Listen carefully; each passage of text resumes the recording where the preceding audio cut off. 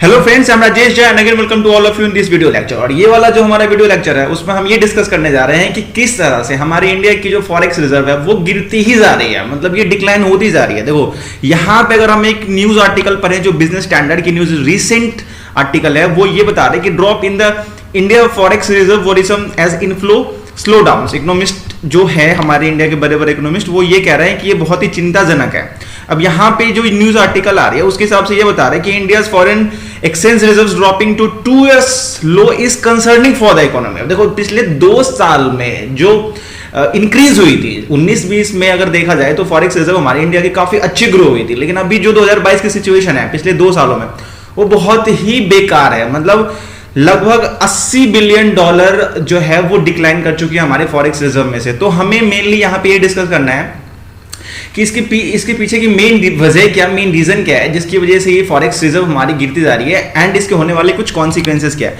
तो यहाँ पे हम देख सकते हैं कि सबसे पहले कि फॉरेक्स रिजर्व में हमारे इंडिया में कंसिस्ट क्या करती है। फॉरेक्स रिजर्व में जो मेनली कंसिस्ट करती है वो डॉलर है, जो फॉरेन करेंसी है, जो गोल्ड है and treasury bill of USA है। तो ये सारी चीजें हमारे सेंट्रल बैंक ऑफ इंडिया जो जिसको हम कहते हैं रिजर्व बैंक ऑफ इंडिया वो कंसिस्ट करती है, ठीक है। और इनका जो मेन पर्पस होता है, फॉरेक्स रिजर्व का जो मेन पर्पस होता है to determine the exchange rate, to save the rupees, manage import and exports and to manage external debt obligations. जो बाहर के डेट ऑब्लिगेशंस है उनको पे ऑफ करने के लिए हमें डॉलर ही चाहिए।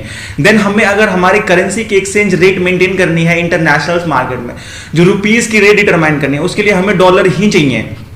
एंड देन अगर हमारी रुपीज एडवर्स सिचुएशंस में जाती है तो उसको सेव कर, उसको बैक करने के लिए भी हमें रुपीज ही चाहिए, क्योंकि सारा खेल जो होता है वो डिमांड एंड सप्लाई का होता है। अगर हमारी रुपीज की डिमांड बहुत ज्यादा होगी तो हमारी रुपीज बहुत ज्यादा स्ट्रांग होगी, और अगर डिमांड गिर जाएगी तो वो बहुत ज्यादा वीक हो जाएगी। और डिमांड का कंपैरिजन होता किस चीज में है, जो इंटरनेशनल मार्केट में डोमिनेटिंग करेंसी है that is USD, United state dollars, ठीक है। तो ये सब हमारा मेन पर्पस होता है। अगर अभी देखा जाए तो अभी अप्रोक्स $3 बिलियन हर वीक जो है ये करेंसी गिरती जा रही है, हमारी जो फॉरेक्स रिजर्व है वो गिरती जा रही है।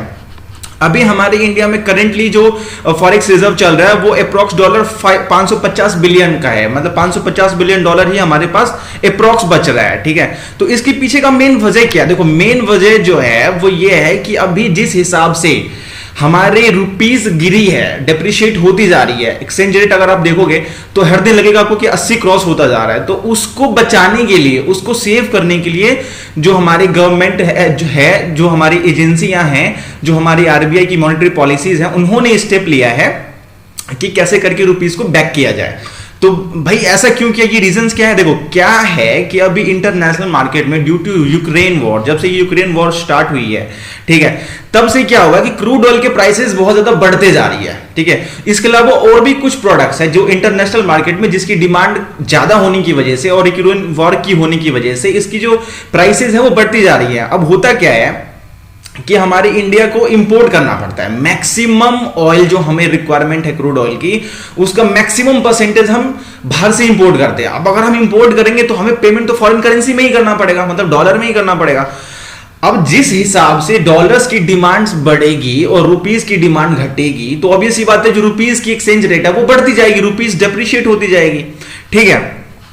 और करंट अकाउंट डेफिसिट भी अपने टॉप लेवल पे है, रिकॉर्ड लेवल पे है। देखो 3.5% of Indian GDP approx $105 billion के आसपास का जो पैसा है वो अभी करंट अकाउंट डेफिसिट में चल रहा है। मतलब जो हमारी इंपोर्ट है वो ज्यादा है और जो हमारी एक्सपोर्ट है वो बहुत ही कम है। तो इन सब की वजह से क्या हो रहा है कि रुपीस काफी डिप्रिशिएट हो गई है, और गवर्नमेंट इसको बचाने के लिए क्या कर रही है, जो उनके पास फॉरेक्स रिजर्व है उसको ही खर्चती जा रही है। मतलब क्या है, मतलब अपने ही जेब से पैसा निकाल करके जो इंटरनेशनल मार्केट है उसमें रुपीस को ट्रेड कर रही है, मतलब डॉलर बेच रही है, रुपीस को खरीद रही है। तो उससे होगा क्या, देखो डॉलर को खरीदने से क्या होगा कि इंस्टेंटली डिमांड क्रिएट होगा रुपीस का।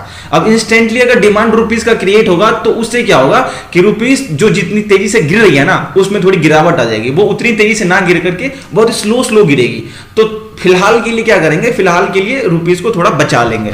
अब इसके कॉन्सिक्वेंसेस क्या है, देखो अगर आपकी जो फॉरेक्स रिजर्व है वो अगर गिरती जाएगी, कम होती जाएगी, तो ऑब्वियस ही बात है जो आपकी इंपोर्टेशन है उसमें ट्रबल होगी। मतलब क्या है कि अब गवर्नमेंट क्या करेगी, गवर्नमेंट कहेगी चलो ठीक है ये प्रोडक्ट हमारे लिए नेसेसरी नहीं है इंडिया में, तो एक काम करते हैं इसको थोड़े टाइम के लिए बैन कर देते हैं या उसको हम रेस्ट्रिक्ट कर देते हैं। तो इसके लिए इंपोर्टर्स पे प्रॉब्लम्स आने वाली है। जो इंपोर्टर्स हैं बहुत सारी प्रोडक्ट्स के, शायद वो प्रोडक्ट्स अननेसेसरी है, बहुत ज्यादा नेसेसरी नहीं है, हम नेसेसिटीज में नहीं आती हैं, तो मे बी गवर्नमेंट उसके लिए कोई रूल्स निकाल दे, कोई पॉलिसीज निकाल दे। देन जो टूरिस्ट वीजा है, देखो जो इंडिया के बाहर टूरिस्ट हमारे इंडिया से बाहर जाते हैं घूमने के लिए विदेशों में, उनको डॉलर्स की रिक्वायरमेंट होती है। मे बी गवर्नमेंट थोड़े टाइम के लिए इसको भी बैन करे या कुछ कंट्रीज को बैन करे या फिर कुछ पर्टिकुलरली कोई पॉलिसी लेके आए, एंड उसके बाद गवर्नमेंट ये पुश करेगी कि जो एक्सपोर्ट है उसको बढ़ाया जाए, उसके लिए कोई नई पॉलिसीज, कोई रूल्स लेके आया जाए, ठीक है। एंड देन गवर्नमेंट में ऑल्सो लोअर मोर एफडीआई, तो जो एफडीआई है फॉरेन डायरेक्ट इन्वेस्टमेंट है उसको भी अट्रैक्ट करेगी, सो दैट कि जो डॉलर की इनफ्लो है इंडिया में वो ज्यादा बढ़ जाए, जिसकी वजह से जो रुपीस की डिमांड है वो बढ़े। तो ये सारी जो रीजंस है और ये इसके होने वाले सारे कॉन्सिक्वेंसेस थे, ठीक है। सो नेक्स्ट न्यूज और नेक्स्ट कॉन्सेप्ट नेक्स्ट वीडियो, तब तक के लिए बाय, टेक केयर।